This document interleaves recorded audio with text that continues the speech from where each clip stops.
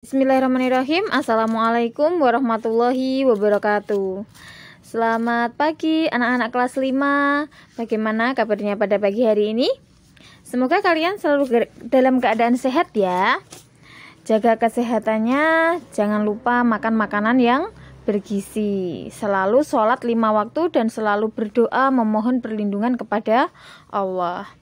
Baik anak-anak, pada pagi hari ini kita pelajaran PAI lagi ya. Sebelum kita mulai pelajaran pada pagi hari ini, kita awali dengan membaca basmalah bersama-sama. Bismillahirrahmanirrahim. Dilanjut doa sebelum belajar. Rabbi zidni ilma warzuqni fahma. Amin. Baik anak-anak, hari ini kita belajar masih di pelajaran 1 ya. Kalau kemarin kita sudah belajar tentang membaca dan menulis surat At-Tin, hari ini kita belajar tentang makna kandungan surah At-Tin. Nah,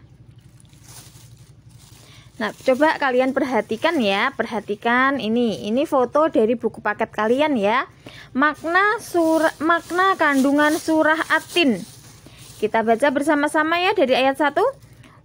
Bismillahirrahmanirrahim. Wattini wazzaitun. Artinya demi buah tin dan buah zaitun. Kemudian ini di bawahnya ya ada arti perkatanya. Wattini demi buah tin, wazzaitun dan buah zaitun. Jadi di ayat ini menjelaskan bahwa Allah itu bersumpah dengan buah tin dan buah zaitun. Sumpah itu menunjukkan kesungguhan Allah dalam memberikan peringatan kepada manusia. Ayat ini ditujukan kepada bangsa Arab ketika itu. Buah tin dan buah zaitun itu merupakan tanaman yang paling dikenal di wilayah Arab. Dengan begitu mereka bisa memahami makna sumpah tersebut. Terus kemudian yang kedua, waturi sinin. Artinya demi gunung Sinai. Kalau arti per ayatnya ya di sini karena tidak ada ya. Waturi itu artinya demi gunung, Sinina Sinai ya. Ayat ini juga merupakan sumpah Allah yang menggunakan nama gunung, yaitu Gunung Sinai. Gunung Sinai adalah tempat ketika Nabi Musa mendapatkan wahyu dari Allah berupa kitab Taurat. Jadi dulu itu Nabi Musa mendapatkan wahyu kitab Taurat itu di Gunung Sinai. Kemudian ayat ketiga, wa hadzal baladil amin. Artinya dan demi negeri Mekah yang aman ini. Arti perkatanya wa hadza dan ini al baladi demi negeri Mekah al amin yang aman. Ayat ketiga ini juga masih menunjukkan sumpah Allah yang menggunakan nama kota Mekah yang dijamin keamanannya oleh Allah. Kota Mekah adalah kota yang mulia karena sebagai kota kelahiran Nabi Muhammad dan tempat Ka'bah atau Baitullah. Gitu ya. Kemudian ayat keempatnya. Laqad khalaqnal insana fi ahsani taqwim. Artinya, sungguh kami telah menciptakan manusia dalam bentuk yang sebaik-baiknya. Arti perkatanya yaitu laqad khalaqna, sungguh kami telah menciptakan al insana manusia fi ahsani taqwim dalam bentuk yang sebaik-baiknya. Ayat ini menerangkan bahwa manusia diciptakan oleh Allah Subhanahu wa taala dengan bentuk yang sempurna. Kesempurnaan tersebut berupa bentuk jasmani yang lengkap, mulai dari tangan, kaki, dan panca indera. Melalui ayat ini, Allah mengingatkan kepada manusia agar senantiasa bersyukur kepada Allah. Bentuk tubuh yang sempurna harus disyukuri dengan cara menggunakannya untuk kebaikan. Ayat kelima, Tsumma radadnahu asfala safilin. Artinya, kemudian kami kembalikan dia ke tempat yang serendah-rendahnya. Arti perkatanya, tsumma, kemudian, radadnahu, kami kembalikan dia, asfala safilin, tempat yang serendah-rendahnya. Ayat ini merupakan peringatan dari Allah.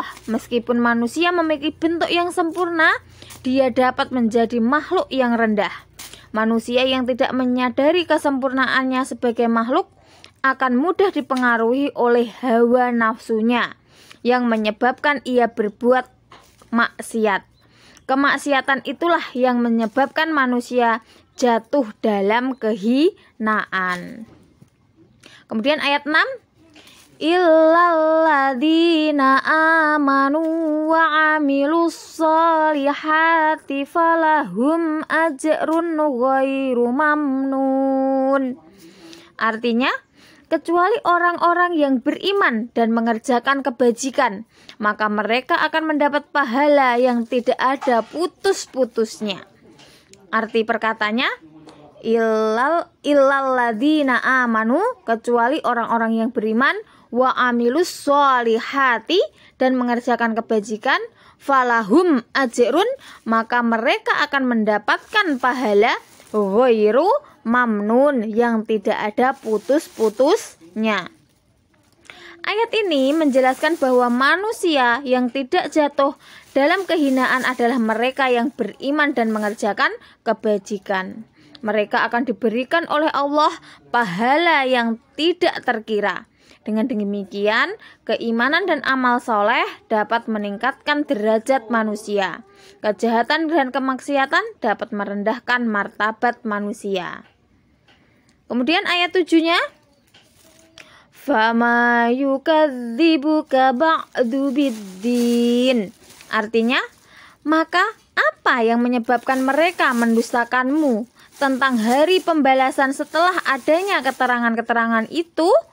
Arti perkatanya, fama yukadzibuka, maka apa yang menyebabkan mereka mendustakan? Ba'du, setelah, biddin, hari pembalasan. Ayat ini ditujukan kepada orang-orang yang tidak beriman dan mengerjakan kebajikan. Allah bertanya kepada orang-orang yang ingkar, mengapa mereka tidak mempercayai hari pembalasan? Padahal Allah telah memberikan keterangan dan bukti yang nyata. Tetapi orang-orang tersebut tidak mempercayai adanya hari pembalasan. Ayat terakhir, alaihissallahu biahkamil hakimin. Artinya, bukankah Allah hakim yang paling adil? Arti perkatanya, alaihissallahu, bukankah Allah biahkamil hakimin, hakim yang paling adil. Allah bertanya lagi kepada orang-orang yang ingkar bahwa Allah Tuhan yang maha adil dalam memberikan pembalasan. Orang-orang yang beriman kepada Allah dan mengerjakan kebajikan akan memperoleh pahala yang tidak terkira.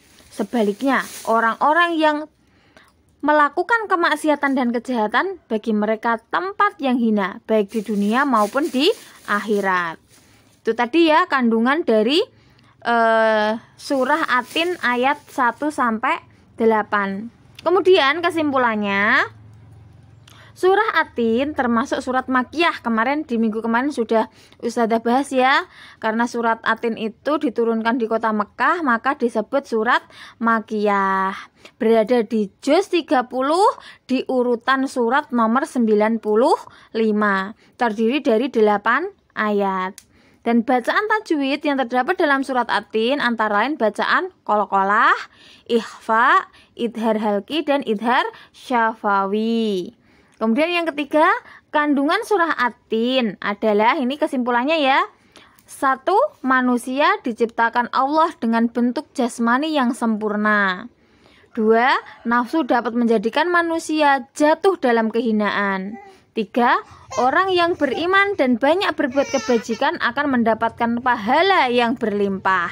Yang keempat, orang-orang yang ingkar tidak mempercayai adanya hari pembalasan dan akan ditempatkan di tempat yang hina, baik di dunia maupun di akhirat. Seperti itu ya.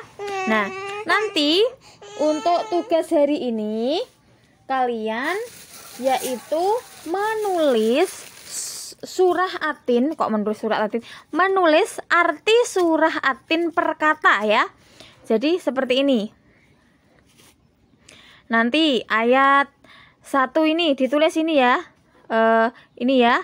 Watini artinya demi buah tin, wazaitun gitu, dan buah zaitun. Jadi ditulis di buku tulisnya ya, arti surah Atin per kata dari ayatnya dan artinya per kata ya.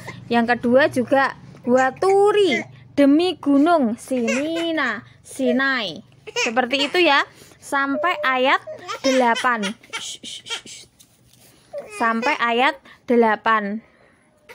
Kemudian juga tulis kandungan surah Atin 1 sampai 4A sampai D ini ya, ditulis di buku tulis kalian. Nah, nanti setelah ditulis, difoto, disetorkan ke ustazah ya. Demikian tugas hari ini. Ustazah tutup dengan membaca alhamdulillah bersama-sama.